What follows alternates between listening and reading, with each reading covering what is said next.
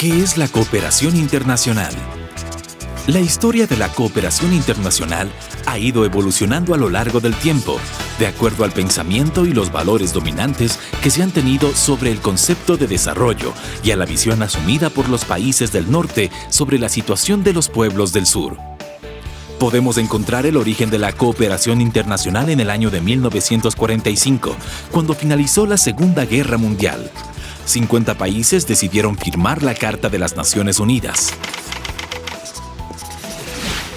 Tres elementos tuvieron una influencia determinante en la cooperación internacional. 1. La Guerra Fría, que fue decisiva para que Estados Unidos aportara recursos a terceros países, con el objetivo de atraerlos hacia su esfera de influencia en contraposición al bloque soviético. 2. Los países europeos debían impulsar políticas de cooperación con aquellos que habían sido sus colonias. 3.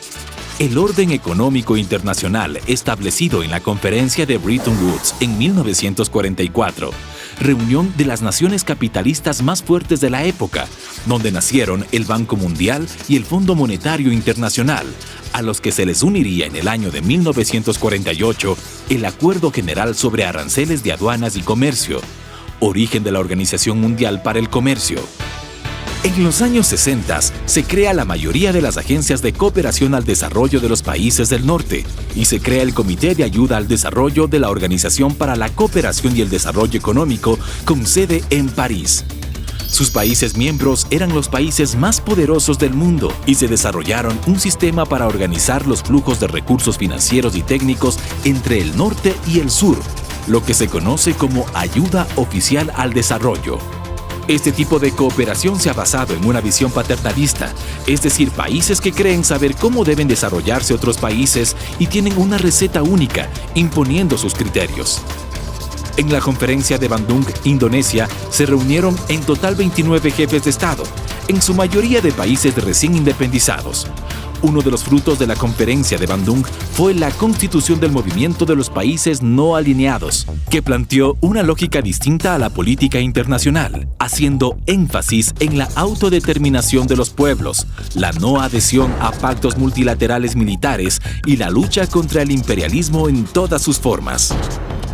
Sin embargo, la cooperación internacional tradicional acentuó su accionar a la par de los planes de ajuste estructural del Consenso de Washington, impulsados por el FMI y el Banco Mundial en toda América Latina y el Caribe durante los años 80-90. Lo que conocemos como la década perdida o la larga noche neoliberal que tuvo políticas que actuaron en detrimento de las condiciones sociales de la población, incrementando las inequidades del continente hasta llegar a convertirse en el más desigual del mundo. La cooperación norte-sur, además de implicar situaciones de poder, control e injerencia en otros países, también ha adolecido muchas veces de ser poco efectiva, no ser sostenible en el tiempo o por duplicar esfuerzos con sus intervenciones.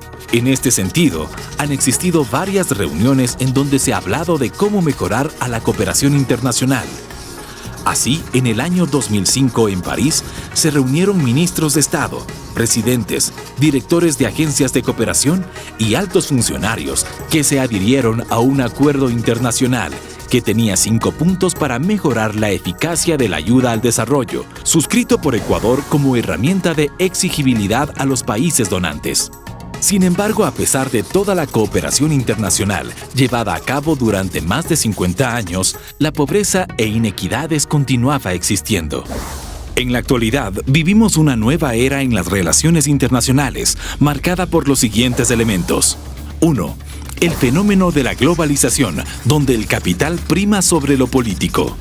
2. Un proceso de transición entre la unipolaridad y un mundo pluripolar, sostenido desde varios ejes internacionales o bloques regionales. 3. En consonancia con estos procesos, América Latina y el Caribe ha ido desarrollando estrategias para afrontar de forma regional estos cambios en el panorama mundial, consolidando los siguientes bloques regionales. CARICOM, Comunidad del Caribe. UNASUR, Unión de Naciones Sudamericanas. Mercosur, Mercado Común del Sur. ALBA, Alternativa Bolivariana para las Américas.